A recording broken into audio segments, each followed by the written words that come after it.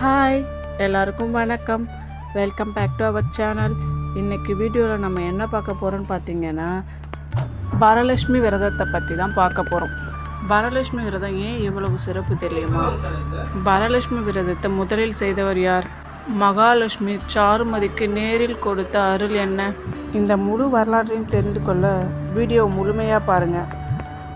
சுமங்கலி பெண்களுக்கு என்னென்ன மங்கள பொருட்கள் கொடுக்கலாம், எப்படி விரதம் இருப்பது, கடவுளுக்கு என்னென்ன நைவேத்தியம் படைக்கலாம், இது எல்லாமே பற்றி இந்த வீடியோவில் பார்க்கலாம். வீடியோ கண்டிப்பாக உங்களுக்கு இன்ட்ரெஸ்டிங்காக இருக்கும். இந்த வீடியோ உங்களுக்கு பிடிச்சிருந்தால் லைக் பண்ணிக்கோங்க. நம்ம வீடியோ புதுசாக பார்க்குறீங்கன்னா ப்ளீஸ் சப்ஸ்கிரைப் பண்ணிக்கோங்க. இப்போ வாங்க வீடியோக்குள்ளே போகலாம். வரலட்சுமி விரதம் செய்ய தொடர்ந்து அம்பாவை நம்ம வீட்டில் அமர்த்தி பூஜை செய்ய தேவையான 2 விஷயம்தான். தூய்மையான பக்தி, நம்ம வீடை சுத்தம் பத்தமாக வச்சுக்கிறது. வரலட்சுமி விரதத்தோட தாற்பயம் என்ன? வரலட்சுமி விரதம்னா என்ன? பொன் பொருளுக்காக பிரார்த்தனை பண்ணுறதா? அதுக்கு ஒரு உண்மை கதை இருக்குது.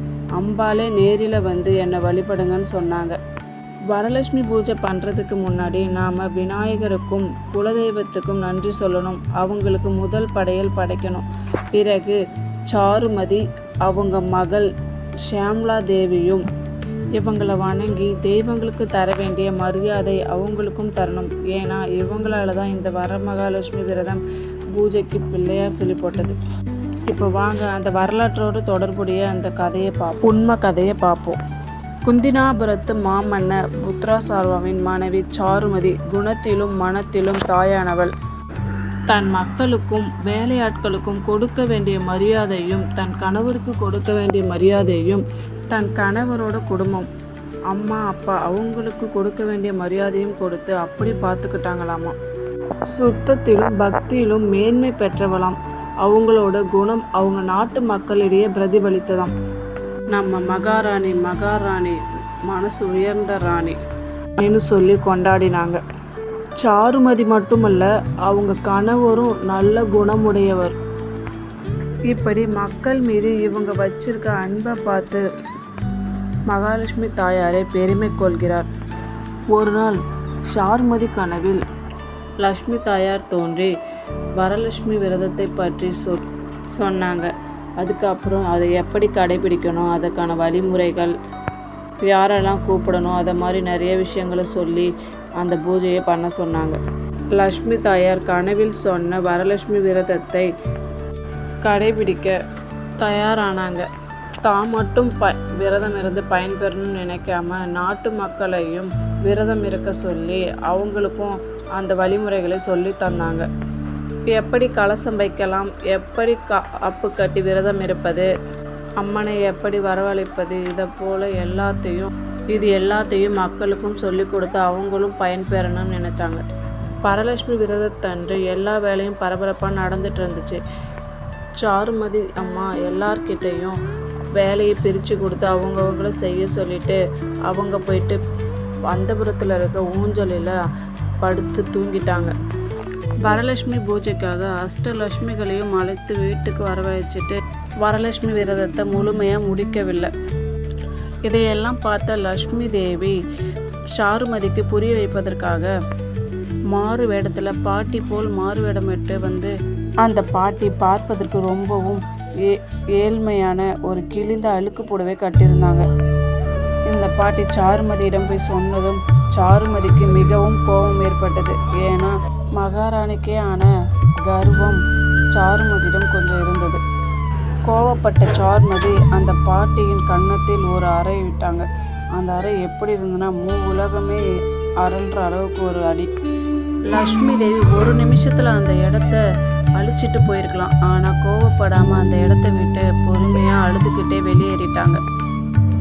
அவங்க அழுதுகிட்டே வெளியே போகும்போது சாருமதியின் மகள் ஷியாம்லா தேவி அவங்கள கவனித்து, பாட்டி ஏன் அழுதுகிட்டு போறீங்க என்று கேட்டு அவங்கள நிறுத்தினாள்.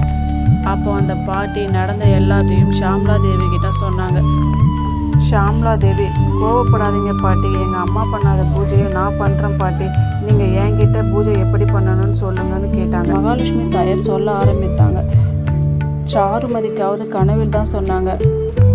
ஷியாம்லா தேவி கிட்ட நேரிலேயே பாட்டி வடிவத்தில் வந்து சொன்னாங்க. ஷாம்லா தேவி கேட்குறாங்க பாட்டிக்கிட்ட, யாரெல்லாம் கூப்பிடலாம் இந்த பூஜைக்கு? மகாலட்சுமி தேவி சொல்கிறாங்க, எல்லாரையுமே கூப்பிடலாம். சுமங்கலி பெண்கள், கைம்பெண்கள், வாழை பெண்கள் என்ற இளம் பெண்கள் எல்லாரையுமே இந்த பூஜைக்கு நாம் கூப்பிடலாம். எப்போ வரலட்சுமி விரதம் பண்ணுவது, எப்படி பண்ணுவது என்று கேட்டாங்க. ஆடி முடிந்து ஆவணி மாதம் வரக்கூடிய பௌர்ணமிக்கு முன் வரக்கூடிய வெள்ளிக்கிழமை இந்த விரதம் இருக்கணும். லட்சுமி தேவி வீட்டுக்கு அழைத்து, சுமங்கலி பெண்கள் வீட்டுக்கு அழைத்து எல்லாரும் ஒன்றாக சேர்ந்து இந்த பூஜையை செய்யணும்னு சொல்கிறாங்க. கலசம் எப்படி வைப்பது? கலசம் வைப்பதற்கு எந்த உலோகத்திலான தவளை வேணாலும் பயன்படுத்தலாம். மண் பானையாக இருந்தாலும் பயன்படுத்தலாம். கலசத்துக்குள்ள பச்சரிசி, எலுமிச்சை பழம், மங்கள பொருட்கள், ஏலக்காய், கிராம்பு, ஜாதிக்காய், மாசிக்காய், காதோளம், கருகமணி, இது போல் மங்கள பொருட்கள் போட்டு கலசம் வைக்கலாம். ஷாம்லா தேவி அவங்க சொன்னதை கேட்டு அப்படியே பூஜை செய்தாங்க. சிற்றரசாக இருந்த அவங்க குடும்பம் பேரரசு குடும்பமாக மாறி வாழ்க்கையில் நல்ல ஒரு முன்னேற்றம் அடைந்தாங்க. இன்னொரு பக்கம் சாருமதி குடும்பம், பேரரசாக இருந்த குடும்பம் ஒரே நொடியில் எல்லாமே தரைமட்டமாக ஆனது. ரொம்பவும் வறுமை நிலைக்கு போயிட்டாங்க. ரொம்ப வருடங்களுக்கு பிறகு ஷாம்லா தேவி அவங்க அம்மா சாருமதியை பார்த்து இந்த மாதிரி ஆனதை பார்த்து ரொம்ப மனசு கஷ்டப்பட்டாங்க. ஷாம்லா தேவி அவங்க அம்மா கிட்ட, நான் வரலட்சுமி விரதம் இருந்து சிற்றரசாக இருந்த எங்கள் குடும்பம் பேரரசாக மாறியது, நீங்களும் இந்த விரதத்தை இருங்கம்மா. ஆனால் சாருமதி தேவியிடம் வசதி இல்லாதாலே அந்த பூஜை எப்படி செய்யுதுன்னு யோசித்தாங்க. அதுக்கப்புறம் அவங்க மண்பானையில் அந்த கலசம் வச்சு மிகவும் ஏழ்மையான முறையில் பண்ணாங்க. அதன் பிறகு சாருமதி குடும்பமும் சிற்றரசாக இருந்த அவங்க பேரரசு குடும்பமாயிட்டு எல்லா செல்வமும் பெற்று நன்றாக வாழ்ந்தாங்க. அதன் பிறகு சாருமதி தேவியும் இந்த விரதம் இருந்து நல்ல ஒரு முன்னேற்றம் அடைந்து சிற்றரசாக இருந்த அவங்க கணவரும் பேரரசாக ஆனார். அதன் பிறகு வரலட்சுமி விரதத்தை பற்றி எல்லாருக்கும் தெரிய வந்தது. இது உண்மை கதை. வீடியோ ரொம்ப பெருசாக போகிறதுனால அடுத்த வீடியோவில் என்னென்ன மங்கள பொருட்கள் கொடுக்கலாம், அதன் பயன் என்ன, நைவேத்தியம் படைக்கலாம், பார்ட் 2 வீடியோவில் பார்க்கலாம். தேங்க்ஸ் ஃபார் வாட்சிங்.